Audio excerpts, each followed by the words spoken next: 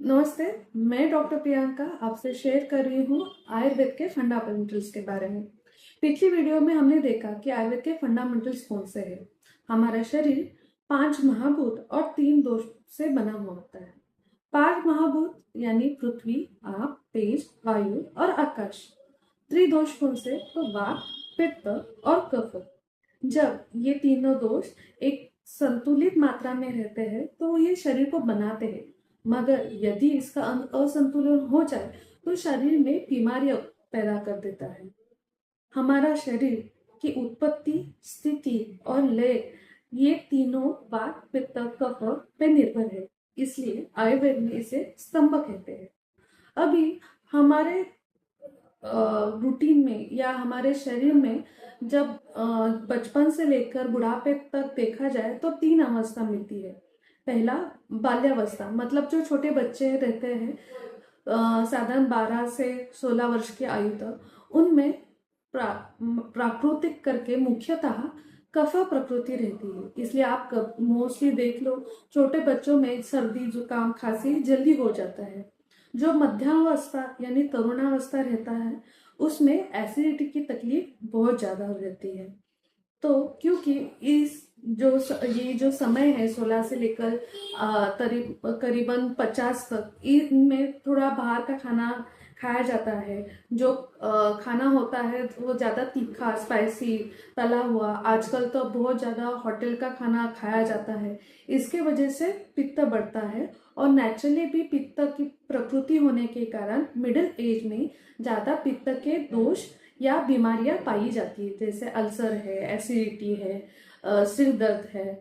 और तीसरी अवस्था है वृद्धावस्था, यानी जो ओल्ड पेशेंट्स है उनमें नेचुरली वात बढ़ा हुआ रहता है। इसके वजह से आप देख सकते हो कि जब जैसे जैसे बुढ़ापा आता जाता है, वैसे वैसे घुटनों में दर्द, बदन दर्द, उसमें संधिवात, आमवात या बाकी जोड़ों से जुड़ी तकलीफें देखी जा सकती है। जैसे अवस्थानुसार दोषों का स्थान है, वैसे ही हमारे शरीर में भी वात, पित्त और कफ का स्थान है। हमारे हृदय के ऊपर का जो स्थान है, मतलब कंधे, सिर, यहाँ पे नेचुरली कफ महाभूताधिक्य रहता है, कफ दोष रहता है। तो कफ से हाँ, सर्दी, जुकाम, ये चीजें आप देखी जा सकती है। सिर दर्द वगैरह कफ के वजह से होता है। जो पित्त रहता है तो वो कहाँ रहता है? तो नाभि स्थानांतर मध्यमा, मतलब पेट। हमारा हृदय और नाभि, इनके बीच में जो पार्ट आते हैं, जो अवयव आते हैं, इनमें पित्त रहता है। इसलिए पित्त की तकलीफें जैसे अम्ल पित्त, एसिडिटी वगैरह है, वो पेट में ज्यादा दिखती है। और नाभि के नीचे जो लोअर एब्डोमेन है, पैर है, उनमें वात का प्राधान्य रहता है। इसके वजह से प्रॉपर पेट साफ होना, पेशाब साफ होना, लड़कियों में महीना ठीक से होना, नॉर्मल डिलीवरी होना, ये सब चीजें वात के हिसाब में रहती है।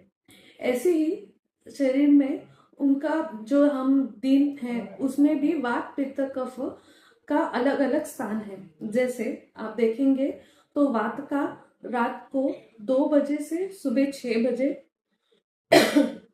और वैसे ही दोपहर को 2 बजे से शाम को 6 बजे तक वात का प्राबल्य रहता है। इसलिए सुबह जब हमारे आयुर्वेद में ब्राह्मण मुहूर्त में उठने के लिए बोला है, ये वात का काल रहता है। और इसमें जब हम ब्राह्मण मुहूर्त में उठते हैं तो ये हमारे शरीर में दोषों की स्थिति बनाए रखता है। वैसे ही उसके बाद सुबह 6 बजे से दोपहर को 10 बजे तक, और वैसे ही शाम को 6 बजे से रात को 10 बजे तक कफ का काल रहता है। तो इसमें कफ के काल में आप देखें तो शाम को थोड़ी ठंडा हवा चालू हो जाती है, बाहर भी ठंडा रहता है। इसलिए शरीर में भी कफ का प्राधान्य देखा पाया जा सकता है। और पित्त के बारे में देखें तो सुबह 10 से दोपहर को 2 बजे तक, और रात को 10 बजे तक बजे से लेकर रात को 2 बजे तक ये पित्त का काल रहता है। इसलिए आयुर्वेद के हिसाब से दोपहर का 10 से 2 ये काल पित्त का है।